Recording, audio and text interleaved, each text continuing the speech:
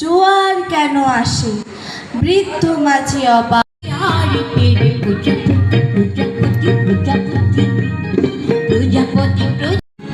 আমার দুর্গা ঘর দৌড় ভাষা বাঁধ ভাঙাবো।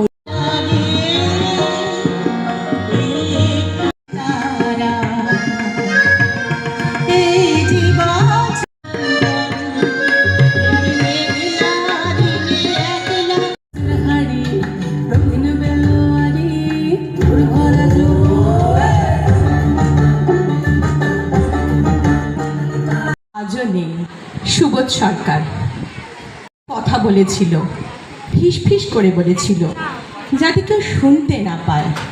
আমার কানটাকে টেনে মা বলল, দুর্গার কটা হাত? আমি বললাম 10টা।